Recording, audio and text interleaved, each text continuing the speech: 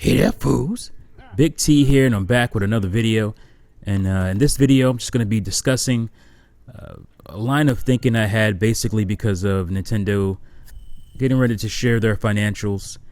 And I'm thinking that the Switch will end up somewhere near 40 million or so sold. And I'm sure there's going to be some astronomical numbers for software as well. So that's going to be cool. I'm happy to see Nintendo do well, especially with all the, basically bullshit that it's gotten from the gaming industry over the last 20 some odd years. And, gamers alike, so-called gamers, just trying to hate on Nintendo for just the silliest, insecure reasons, because they don't like colorful games or cartoony or type games, just all silly nonsense. And I just like to see Nintendo destroying everything because of that. And seeing these guys not so much backpedal, but having to now include Nintendo in their conversations, even though it's the most saltiest. Yes, I said most saltiest. I know that's not proper, but I wanted to say it that way. Just saddest commentary when it comes to Nintendo, because they now have to talk about Nintendo in a more serious light, which they couldn't do, which they wouldn't do, especially during the Wii U era. So this video is basically my thought of thinking, is the Switch Nintendo's success right now basically the greatest comeback in gaming history? And I just want to kind of delve into that because I've heard rumblings of that over the years, or not over the years, but over the last year or so. People talk about that, basically because of the Wii U, its commercial failures and whatnot. So I just want to kind of, talk about that. And if you just look at it from the basest, form, just look at it and say, yeah, well, look at what they sold home console wise last gen with the Wii U, and look what they sold now. Yeah, they totally have won that running away, greatest comeback of all times. But Nintendo is a little different when you talk about that kind of a thing, because even when the Wii U was faltering, they were doing pretty well with the 3DS. So you have to, even if you don't want to, you have to add that in. If you're just talking about, obviously, you're just talking about home console comeback. Yeah, I mean, there's no question about it. I like to talk about the differences in other companies. So let's talk about like Sega and, how they faltered and whatnot. No company has ever gone where Nintendo has gone and basically came back to such dominance, or just like high profitability or good profitability. I've heard like Sega be mentioned in that before, but even Sega is different, because Sega, when they started to fall off, they never came back. They never came back the other way. And I would say that Sega's fan base isn't quite, or even nearly as loyal as Nintendo's fan base. They didn't really build that rapport. I don't think, to the extent of Nintendo. They never really got the chance, perhaps. But, I mean, they don't have those franchises that make gamers stick for decades. They never really had that. Obviously, there's a huge fan base for Sonic, a strong fan base for Sonic. But outside of that, there's no like core fan base who's been getting basically what they've wanted for decades. And that's never happened for the Sega fan. And obviously, Sega hasn't made a console since, when they stopped, basically when they stopped making Dreamcast back in 2001. They ceased production on Dreamcast 2002 maybe. So it's not the fairest comparison, but it is a comparison. Sega obviously faltered with the Saturn. They did a little better with the Dreamcast, but it wasn't like they came back. And Sega's problems stem further than just console hardware design or anything like that. They had problems just bringing their fans back because of them faltering as much as it did, especially with hardware. You buy a piece of Sega hardware, and within 6 months they're trying to replace it. They had Sega CDs and 32Xs, and then Saturn came out like a few months after the 32X, and it was just like, what are these guys doing? They had a management problem, just a core management problem, especially basically or Sega of America and Sega of Japan at each other's throats on a regular basis, and just not seeing eye to eye about anything, and just everybody throwing their weight around, blustering, and it caused the company to basically fall off.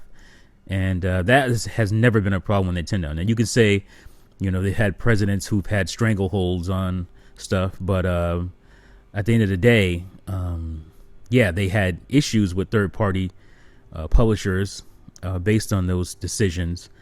But Nintendo as a company themselves have always been really profitable, and even with the Wii U, it was a profitable console, but it wasn't like what Nintendo was used to. So it's kind of hard to look at any. There's nobody else out there to compare it. Nintendo is just a unique company where you can't just say, oh, well, no other company has done this. Yeah, that's true. No other company has done it, but the market was so different, and nobody had Nintendo's pedigree, especially when it comes to their first-party software. Like, even Sony doesn't have that. I know a lot of certain types of fans will disagree with me on that, but they don't have those decades-long franchises that just keep fans coming back for more. That's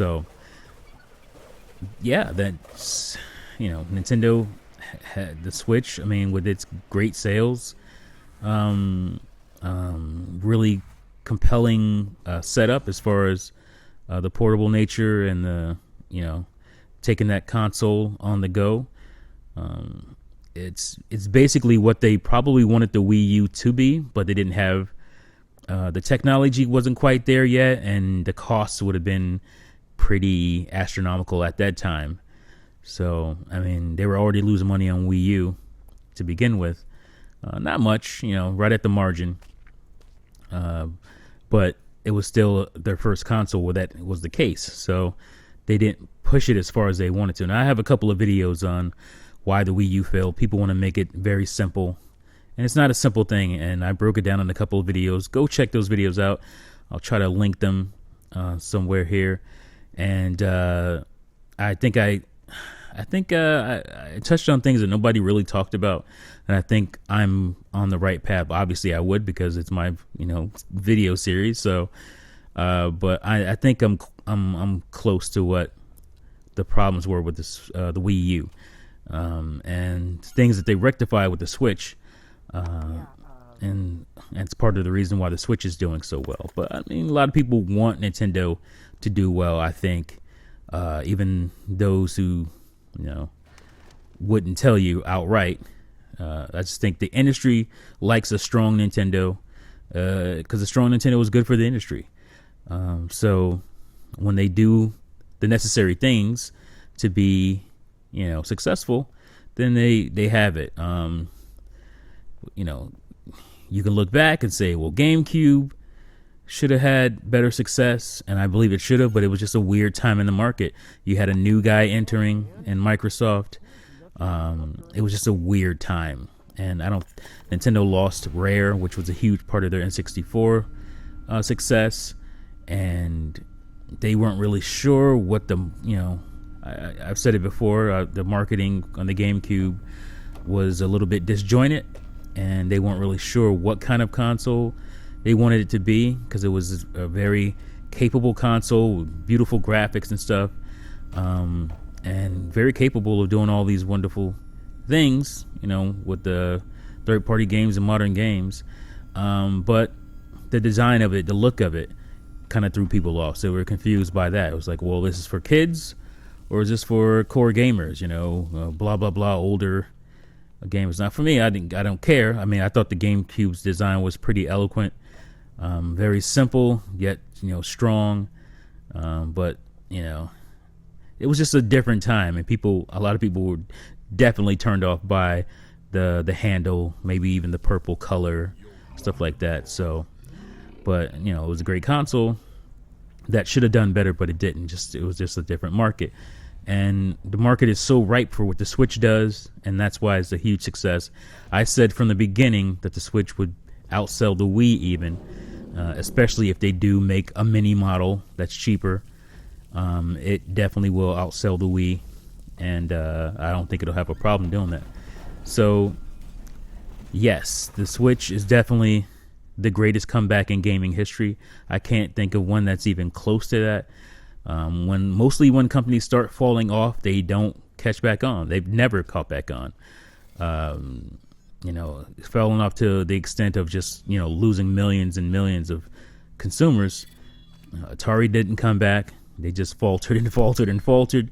Sega didn't come back. They continue to falter. And it's sad because the Dreamcast was a great console, but because of their previous faltering, the consumer confidence wasn't there, So, unfortunately, the Dreamcast didn't bring Sega back like it probably should have. But again, the market was changing. The Dreamcast was part of the GameCube,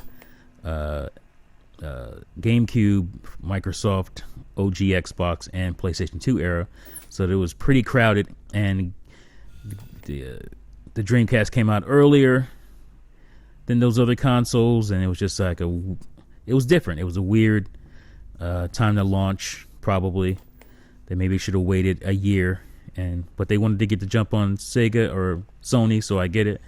But these things happen. But anyway, yes, it's great to see Nintendo doing well again.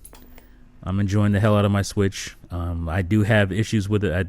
There's things that are happening with the Switch, or things that haven't happened with the Switch, that just annoy me, because this console should have none of these problems. It should have none of these issues or none of these lacks of features or whatever at this point, and it just shouldn't have it. It shouldn't be a thing that I would see as a negative. And if they would just fix these things, it would make it for a better experience. I think it would help it sell better as well, if that makes any sense, believe it or not. But it looks like a great year anyway in 2019. So I think the Switch is going to continue to do astronomical. I wouldn't be surprised if we were sitting at 50 million this time, March or whatever next year. I wouldn't be surprised at all. So anyway, yeah, that's my video. Let me know what you guys think in the comments below. You think the Switch is the greatest comeback in gaming history? I don't think there's anything close to compare. So I think I know what you're going to say on that. Let me know in the comments below. Thank you as always for watching and listening. And now, see you folks next time. Peace out.